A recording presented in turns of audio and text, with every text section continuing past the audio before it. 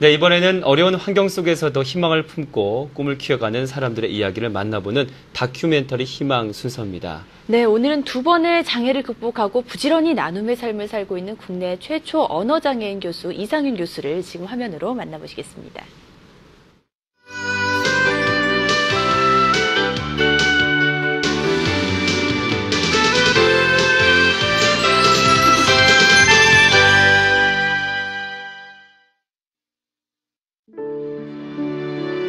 언어 장애를 딛고 강단에 서게 된 이상윤 씨.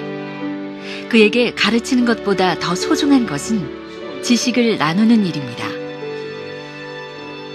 군대 시절의 사고, 그 후 암투병이라는 삶의 고비 속에서 그는 소유가 아닌 나눔의 삶을 선택하게 됐습니다. 무료 강의와 그가 쓴 책 속에서 희망을 배우고 있는 수많은 학생들. 장애를 지워주고 용기를 선물하고 있는 이상윤 씨의 희망의 강의를 들어봅니다.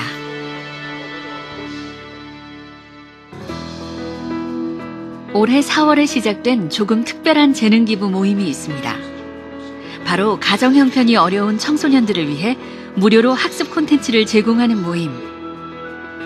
교수와 선생님들이 힘을 모아 시작했습니다. 이 모임을 제안한 주인공인 이상윤 교수. 와이즈 클럽이라 해가지고요.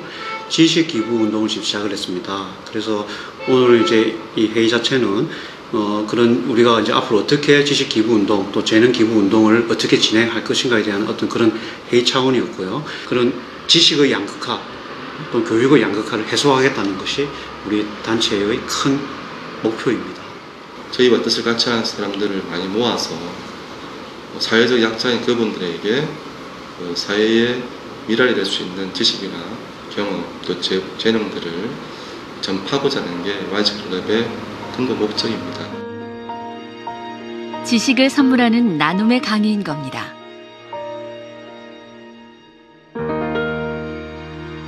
집에 돌아온 이상윤 씨. 보기에는 건강해 보이지만 사실 그는 암 환자였습니다.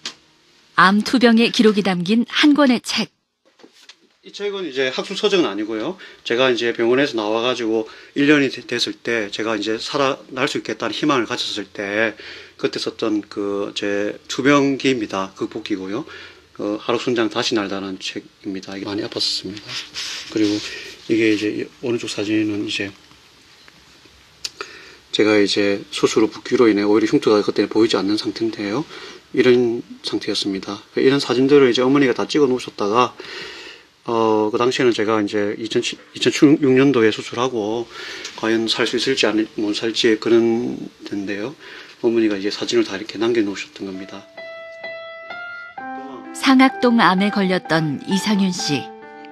상악동 암은 광대뼈와 코 사이에 발생하는 희귀암입니다. 암으로 수술을 받으며 왼쪽 얼굴이 함몰됐고 언어 장애를 갖게 됐습니다. 이런 시련을 이겨내고 그는 올해 당당히 교수로 강단에 서게 됐습니다. 그가 다시 일어설 수 있는 든든한 버팀목이 되어준 사람, 어머니입니다. 전부 다 우리 하단에 이거 다 심어놓으세요. 힘든 시간을 뒤로 하고 이제 편안하게 일상을 이야기할 수 있게 된 어머니와 아들입니다. 처음에 이제 이사 왔을 때 황무지였습니다. 근데 그 저희 집에 있던 베란다에 있던 그 화분들 쪽에 다 심은 거예요. 저희 아버지께서. 그래가지고 이렇게 이제 정원이 된 거예요. 그리고 동사무소에서 감사패를 받았죠. 함께 산책하는 동안에도 늘 기도하는 마음인 어머니. 아들이 또 이렇게 건강을 되찾고 엄마와 같이 걸을 수 있다는 게 이게 참 무엇과도 바꿀 수 없는 어떤 정신적인 위안이랄까 그런 느낌이 들고 이런 시간이 참 소중하다고 생각이 들어요. 그렇죠. 이것도 절로 갔다 온 거 아이가? 원래 있던 거.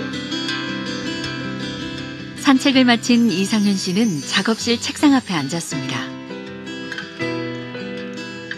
시련과 싸우고 있는 누군가를 위해 희망의 증거가 되고 싶기 때문입니다.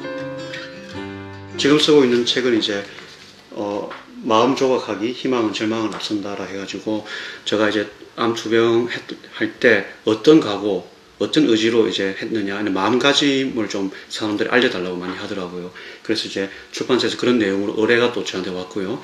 그래서 제가 지금 책을 한참 쓰고 있습니다. 나를 기다리는 장소는 내가 충분히 선택할 수 있다. 다만 아무리 힘들어도 절대로 잃지 않을 자신을 위한 그런 희망을 잃지 않을 때 말이다. 이상윤 씨 삶에는 소중한 동반자가 또 한 명 있습니다. 친형제 같은 사이인 이춘우 씨. 우리 교육부장, 제작부장이고 야학 운동 많이 했고요. 어저께 보셨던 그 동영상 컨텐츠에서 이제 수학하고 자연과학 쪽에 담당하고 계십니다.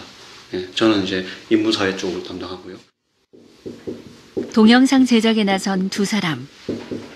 야학 선생님으로 어려운 학생들을 가르쳤던 때부터 지금까지 나눔의 길도 함께 걷고 있는 두 사람입니다. 자기 운명을, 미래 운명을 결정짓는 데 있어가지고 가장 중요한 것 중에 하나가 그 순간에 선택을 하는 문제라 생각합니다. 이 과정이랑 선택을. 이 강의가 청소년들에게 꿈의 자양분이 되겠죠. 선택을 나름대로 했기 때문에 지금 이 자리에 설 수 있었던 겁니다. 일단 유튜브에 이제 올려가지고요, 무료로 누구나 다 볼 수 있게끔 하는 게 첫 번째고요. 두 번째는 CD와 DVD로 이제 담아가지고요, 제작을 해가지고 그것 역시 무료로 배포하는 겁니다. 뭐 몇 명이라도 마음이 맞는 사람이 모여서 자신이 알고 있는 지식이나 아니면 경험을 통한 어떤 암묵지 같은 것들을 공유를 해서 양극화되어 있는 사회의 어떤 소통의 계기가 되었으면 하는 게 저희 생각입니다. 동영상 강의 제작을 마치고 바다를 찾았습니다. 이상윤 씨의 가슴에 용기를 불어넣어 주었던 바다. 암 투병을 마치고 이제 할 수 있는 건 공부뿐이라고 생각했고 끈질긴 노력 끝에 국내 첫 언어장애인 교수가 될 수 있었습니다. 여기가 이제 오륙도 바로 앞인데요. 이 바다의 우뚝 선 오륙도 보면서 저도 이렇게 오륙도처럼 우뚝 서야지 이런 생각으로 그렇게 스스로의 마음을 강하게 다졌던 그런 곳입니다. 사실 그 형이 병마랑 싸울 때 제가 할 수 있는 건 아무것도 없잖아요. 할 수 있는 거 없었기 때문에 마음속으로 응원을 하고 형이 이제 다시 세상으로 나왔을 때 정말 기뻤죠. 같이 보고 서로 좋아하고 했었습니다. 바다는 늘 같은 자리에서 그를 응원해 줄 겁니다. 다음 날 연구실로 향하는 이상윤 씨. 그는 모대학 공간정보시스템공학과에서 학생들을 가르치고 있습니다. 보철을 끼고 입에서 피가 날 때까지 연습을 한 끝에 언어 장애를 극복하고 강의를 할 수 있게 됐습니다. 장애랄까요? 뭐 장애라든지 뭐 이런 것들이 일반인들에 비해서는 상당히 힘든 것을 많죠. 그래서 그런 것들하고 끊임없이 싸워 나가면서 또 이렇게 공부를 하고 연구를 했기 때문에 그런 점에서 제가 가지고 있는 장애가 저한테는 또 많은 짐이 되기도 합니다, 사실은. 하지만 또 그것을 이겨내야 되는 게 또 저 자신의 의지이기 때문에 그런 각오를 가지고 매번 연구에 또 이렇게 집중하고 있습니다. 오늘 반가운 손님들이 그를 찾아왔습니다. 근처 대학교의 학생들이 그에 관한 기사를 읽고 조언을 듣기 위해 찾아온 겁니다. 이렇게 청년들의 멘토가 되고 있는 이상윤 교수. 이제 교수님을 보면서 좀 더 긍정적으로 살아가고 싶었고, 그리고 이제 하시는 와이즈 클럽에 대해서 저도 이제 지식 기부를 하면서 같이 참여하고 싶다는 생각을 또 하게 되었어요. 다른 사람한테 도움이 되시고 자기 발전에 힘쓰시는 저희 멘토 같은 분이시기 때문에 제 앞에서 계속 저의 방향을 이렇게 밝혀주시는 분이 되셨으면 좋겠어요. 많은 이들의 응원 속에서 그는 다시 또 시작입니다. 저한테는 지금 살고 있는 게 새로운 운명의 시작이고요. 남들과는 어차피 다른 인생입니다, 제가. 그래서 제가 많이 부족하지만 저는 제가 가지고 있는 지식 또는 지혜가 있다면요, 그런 것들 알리고 싶고요. 그런 지식 기부 운동, 재능 기부 운동을 좀 더 활성화시킬 생각입니다. 그러면요, 사람은 누구나 다 가지고 있는 소중한 경험이 있기 때문에 다 함께 그런 소중하고 아름다운 지혜를 또 공유할 수 있으니까요, 그런 운동에 앞장서고 싶습니다. 둘, 셋, 화이팅!